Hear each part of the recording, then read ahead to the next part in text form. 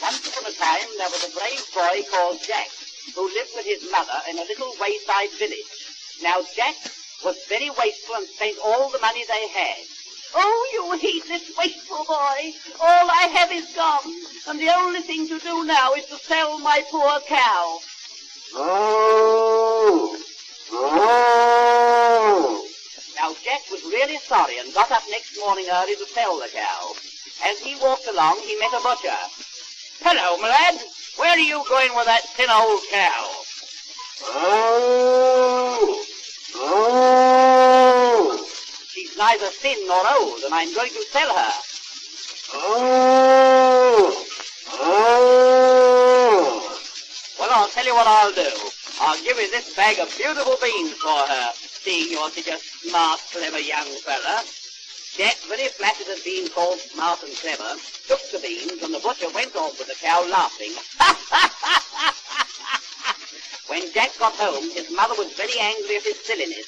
"Oh, you careless, good-for-nothing boy! What have you done?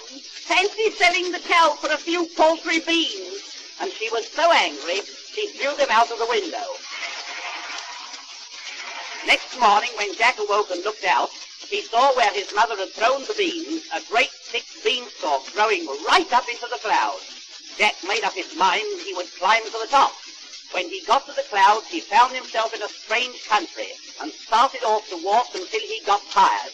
So he sat down, and presently he saw a beautiful fairy who said, "How did you come here?" Jack told her about the beans and the cow, and she said, "I know all about that, so I caused you to act as you did. A wicked giant who lives in this land ruined and killed your father and took all his possessions. If you are brave and true, I will help you to regain your fortune." The fairy vanished, and Jack went in search of the giant's castle. He knocked at the door, and the woman who came to the door looked very frightened. "Oh, go away at once! My husband is a wicked and cruel giant, and if he catches you, he will eat you up. But I am tired and hungry. Please let me in." And she consented. She led him through a hall into the kitchen, where everything was warm and comfortable. She gave Jack a good supper, and just as he had finished, he heard a noise like thunder. "Oh, oh, there's the giant. He's blowing his nose." Then Jack heard tramp, tramp, tramp, tramp. Then there was a knock on the door. It made the house shake as if the plates would all rattle and fall down. Fee-fi-fo-fum. "Oh, he's in a temper. Oh, he'll kill you and me too. Be quick, hide in the oven." Fee-fi-fo-fum. I smell fresh meat. "Oh, yes, yes, it must be your supper cooking." Fee-fi-fo-fum. I smell an Englishman.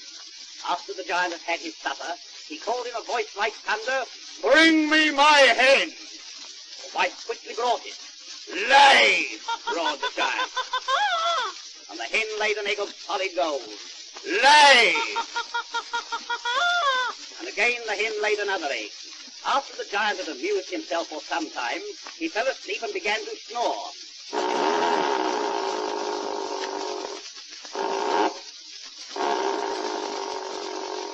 Jack crept out of the oven, snatched up the hen, and made off with it, down the beanstalk and home. His mother was delighted with the hen and the golden eggs it laid. Some time passed, and Jack made up his mind he would visit the wicked giant again and see what other treasure he could get. Finding the castle door open, he slipped in and hid in the copper. He hadn't been there long when the giant returned from hunting. Fee-fi-fo-fum. I smell fresh meat, and began to search the room. But luckily, he didn't look in the copper. After he had had his supper, he called, "Bring me my harp." Directly it was placed on the table, it began to play the most beautiful music. It made the giant go to sleep. "Now is my time," said Jack, and picking up the harp, he ran off with it. The harp was a magic one, and called, "Master, master," as Jack ran away with it. The giant awoke with a roar and thundered after him, "Oh, it was you, you villain! You who robbed me of my hen, my money bags, and now my harp. When I catch you, I will eat you alive. Jack ran as fast as he could till he got to the beanstalk. Down he slid and the harp was still playing, until Jack cried, "Toss!" and the harp tossed at once. Jack heard the giant coming down the beanstalk after him, and calling, "Mother! Mother! Bring me a chopper!" snapped the beanstalk in two. And the wicked giant came crashing to the ground. Dead.